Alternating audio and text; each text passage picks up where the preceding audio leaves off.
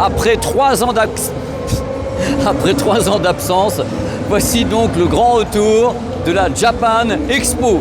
Autant vous dire que c'est du délire. Alors la Japan Expo, c'est vraiment quelque chose qui est très important dans l'univers de la pop culture en France et dans le monde. C'est connu dans le monde entier, la Japan Expo de Paris. Et là, c'est le retour avec les gens qui sont super, trop contents de pouvoir se retrouver, de venir, d'offrir des free hugs partout. On va donc se balader un tout petit peu dans la Japan Expo, il y a plein de trucs à voir. La Japan Expo, c'est vraiment une fête. C'est une fête pour tous les amoureux de la pop culture, du manga, les amoureux du cosplay, de toute cette culture qui fait rêver.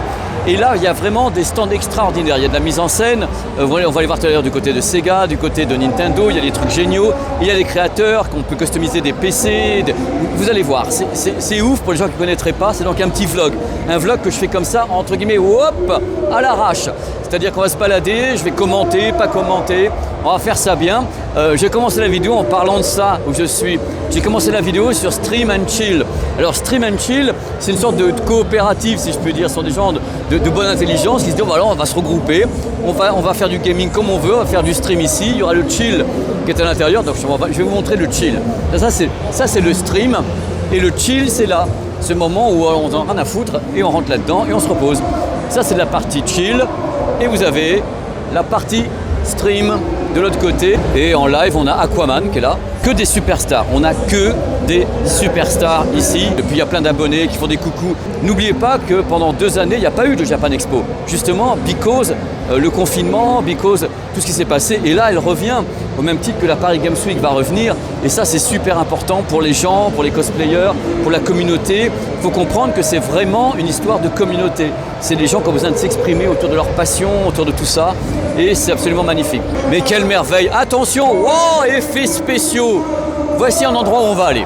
Voici Creative Lab. Alors Creative Lab, c'est des potes d'abord, hein. Ils ont rassemblé à l'intérieur de cet écosystème des créateurs qui auraient été peut-être tout seuls dans leur coin, et là on dit ok, on fait un truc, vous venez ici et nous on vous met en exergue.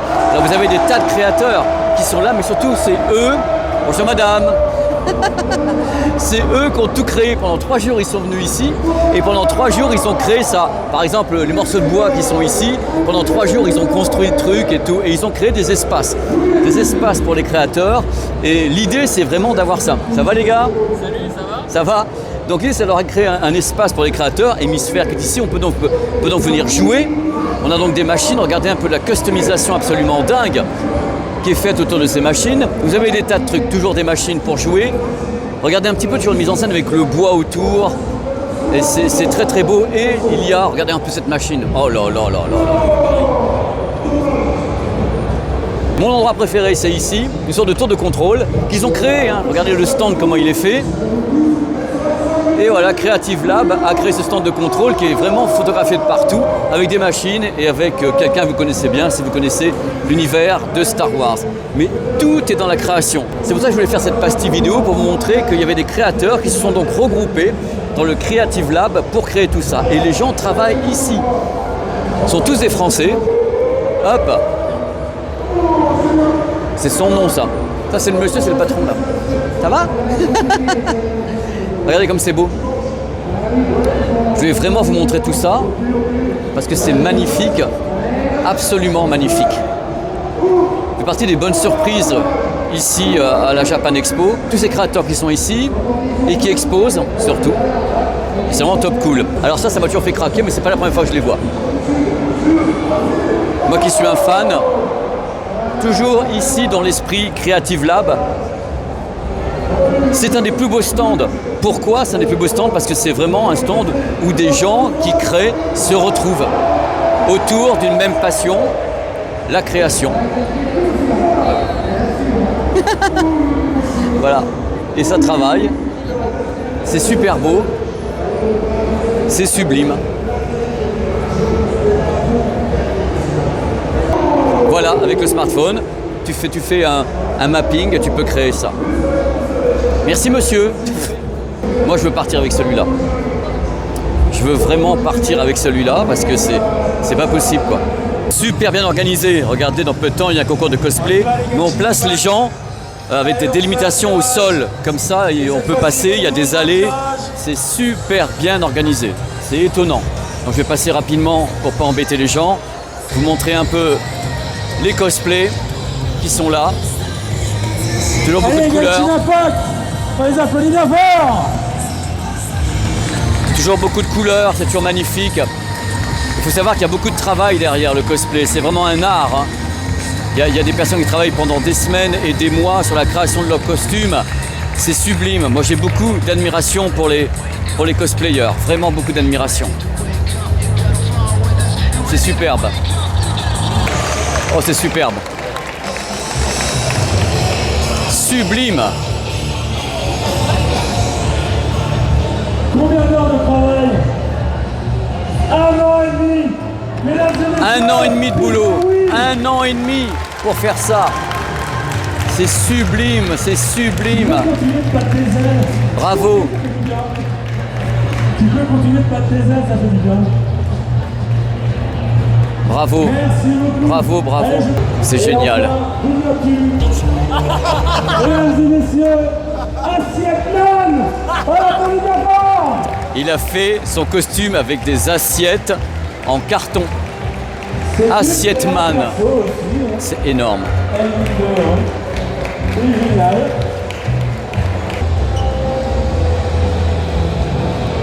Allez. J'ai ma pote Sunday qui doit être aux anges de voir ça. Parce qu'elle sait à quel point il y a du travail. Elle le sait. Merci beaucoup. Bravo, bravo.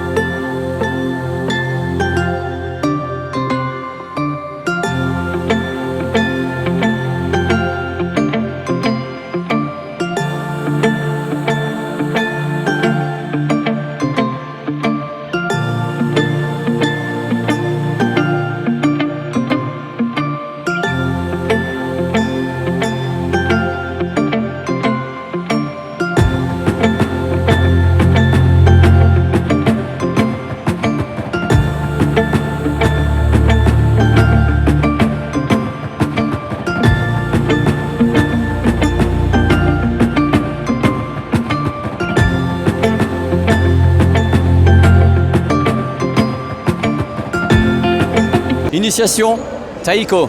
C'est parti.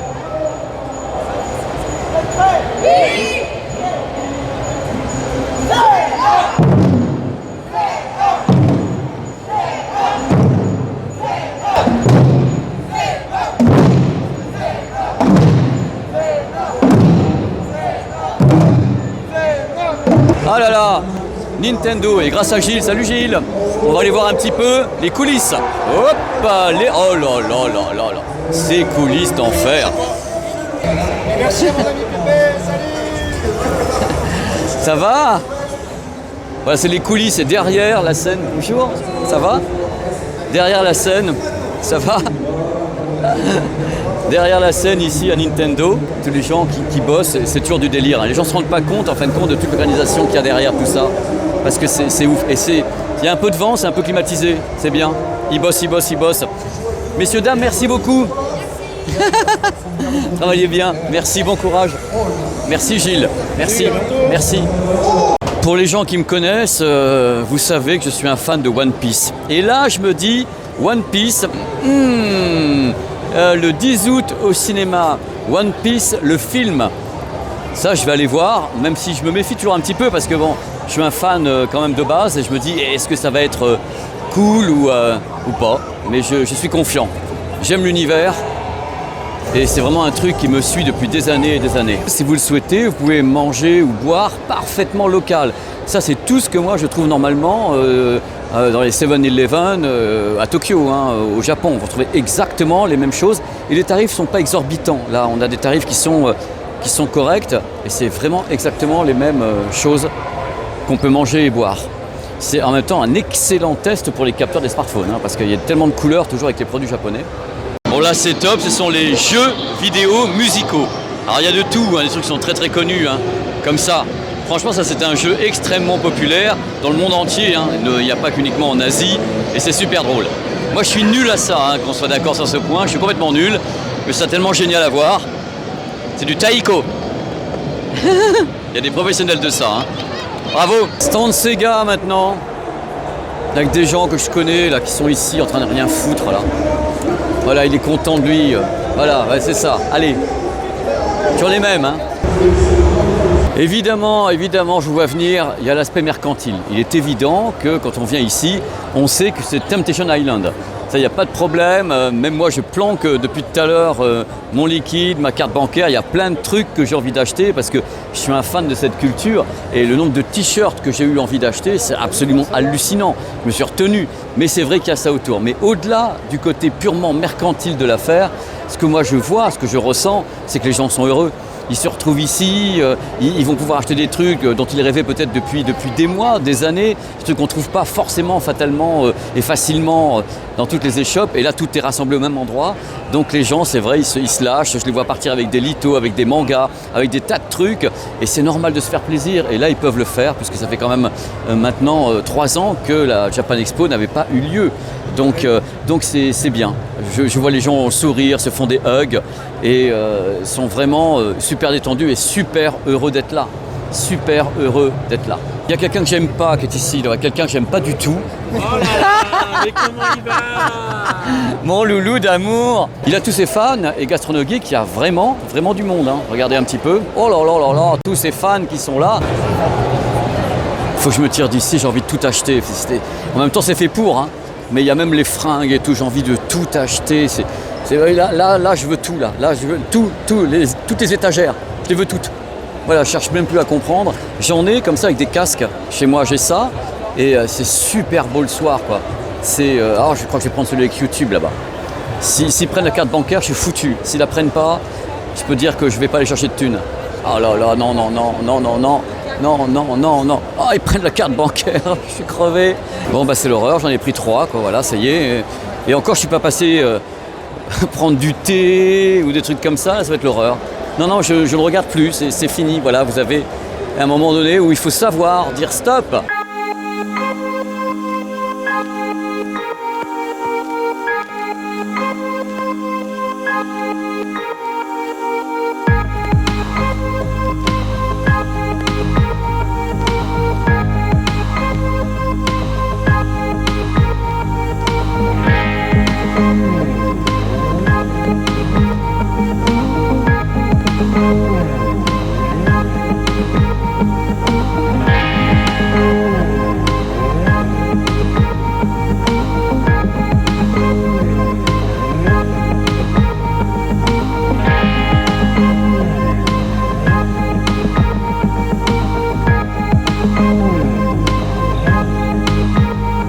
Alors Charles est ici. Alors Charles va m'expliquer un truc parce que le diorama, on connaît le concept. Moi, j'ai posé la question à Charles. Est-ce que ce sont des choses qui ont été créées ici ou qui ont été importées? Alors nous, ça a été créé ici, en fait, à partir de figurines importées.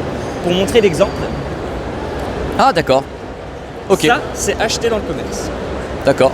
Et ça, c'est créé des mains. Ça, c'est créé par vous et Voilà. ça, c'est acheté dans le commerce. Voilà. Donc Jurassic Park, classique. Ok. On aime tous. Et le Godzilla aussi? Parce que le Godzilla est très impressionnant. Le Godzilla, c'est une impression 3D par exemple. En fait, quand on n'a pas. Mais non. Si, bien sûr. Mais non. Si, bien sûr. Si. En fait, quand on connaît pas, quand on n'a pas la figurine qu'il nous faut ou la chose, on trouve un fichier et on l'imprime et on le peint nous-mêmes. Donc en fait c'est le créateur qui est là, qui est en train d'expliquer justement. Et en plus c'est un diorama particulier parce que c'est Godzilla in Mulhouse. Non, c'est pas vrai. Si, là, Attends, les mecs, attends, redis moi. C'est la- Godzilla in Mulhouse. Non mais Charles, non quoi. Non, mais je suis désolé, mais voilà, du coup en fait c'était une référence parce que notre créateur vient de Mulhouse et donc il est venu, il a fait une convention sur place et du coup il a eu l'idée de prendre la tour emblématique, donc c'est la tour de l'Europe Yes. à Mulhouse. Alors, le Charles, Dragon Ball Z là alors, tu m'expliques?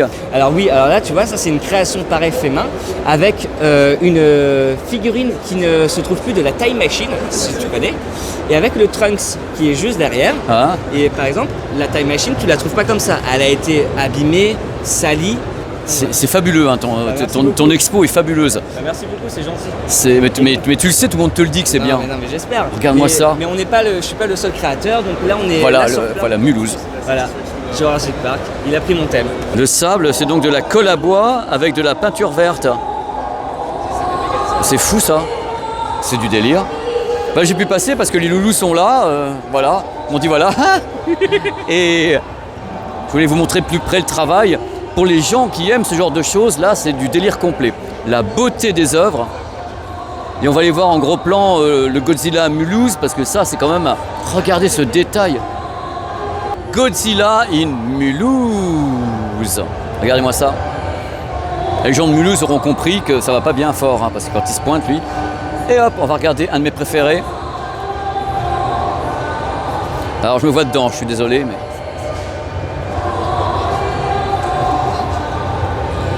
Regardez les détails de celui-ci. C'est ouf. Ce diorama est ouf. Donc on rappelle, le diorama, c'est la mise en situation d'un personnage. Voilà, c'est le principe du diorama. C'est quoi ça, Charles? Ça, c'est un mitigeur de chiottes. C'est un quoi? Faut pas le dire, un mitigeur de toilettes. Un mitigeur de chiottes. Faut pas le dire. Mais en fait, c'est que de la récup là. J'ai pris que des éléments de récup pour fabriquer ce diorama là. C'est du délire.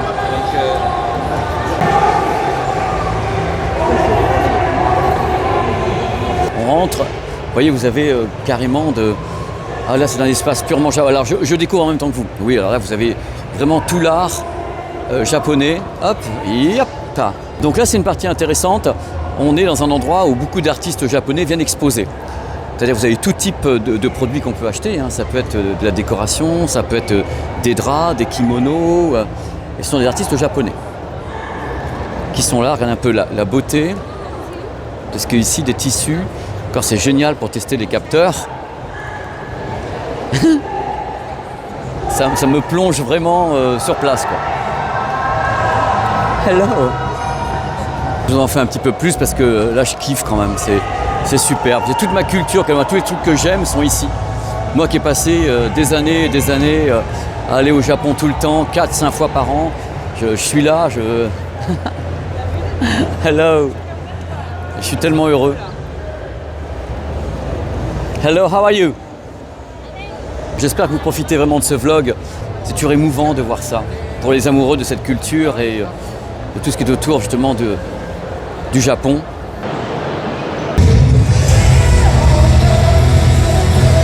Je ne conseillerais pas de terminer cette vidéo, ce vlog, sans Dina. Dina, ma star, quoi, Just Dance. Et Dina, elle va faire 1h30, quoi.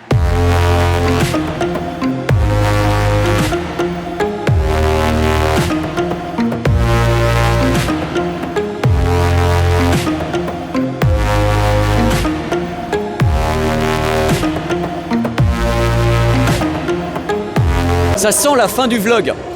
Parce que d'abord, j'ai plus de batterie sur les smartphones. C'est l'horreur. Je préfère le dire tout de suite, ça me soulage. Donc je l'ai fait à l'impro. Hein. C'est un petit vlog d'été comme ça que je mets en ligne pour que vous ayez surtout l'ambiance. Il y a cette ambiance ici à la Japan Expo qui est détendue, qui est passionnée. Les gens ne se prennent pas la tête. Il y a du rétro gaming, il y a des trucs plus récents, il y a des concerts, des dédicaces. On peut acheter, bien sûr. Ça compte ici. Il y a quand même beaucoup de commerçants. Mais globalement, qu'est-ce que les gens sont heureux de se retrouver? Ils ont tous le sourire, et puis moi, j'ai rencontré quand même des dizaines d'abonnés avec qui j'ai pu parler. Je suis super heureux. Donc, merci d'avoir assisté à ce vlog. Et je vous dis à très vite sur la chaîne. Je ne sais pas ce qui va se passer cet été. Normalement, je prends un petit break quand même. Mais les vlogs, c'est assez facile à monter. C'est les bancs d'essai qui sont plus longs. Voilà, amusez-vous bien et prenez soin de vous. Je vais repartir avec un peu de jaune quand même, derrière, comme ça. Amusez-vous bien, prenez soin de vous, où que vous soyez. Je ne sais pas si vous serez en vacances ou pas quand vous aurez ce vlog. Dans tous les cas, c'est toujours un plaisir de vous savoir ici. Et je vous remercie infiniment pour votre fidélité. Là, je rappelle, hein, c'est un vlog improvisé. C'est-à-dire que j'ai décidé, je le fais tout à l'heure, j'ai pris la décision à 14h de faire le vlog. Quand je me baladais, je dis non, il faut que je montre des choses aux gens. Il faut que je montre des choses aux gens. Et c'est fait. Allez, je vous embrasse. Il faut que je m'aille me coucher, moi. Hein. Il n'y a plus de batterie et moi non plus, j'ai plus de batterie. Allez, ciao. Moi, cette superstar, notre page à nous, d'une sympathie légendaire, l'homme sans qui le parc des Expos s'écroule. Je suis avec une superstar, une vraie superstar. Comment ça va? Je suis avec une superstar plutôt. La superstar, c'est Pépé. C'est mon Pépé. Donc je veux dire, ce n'est pas la Japan Expo, c'est la Japapa, la JPP Garcia Expo. Voilà. JPP, reviens Pépé. Pépé Garcia est une institution. Pépé Garcia est notre Tour Eiffel. Pépé Garcia est notre... Merde, il y a un Conquerax qui est là. Chris Kippel. Voilà. Il est des nôtres. Pépé Garcia, pas comme les autres. Reviens parce que Pépé il s'incruste sur le stand. Attends, on commence. Il est des nôtres. Pépé Garcia, pas comme les autres. Allez.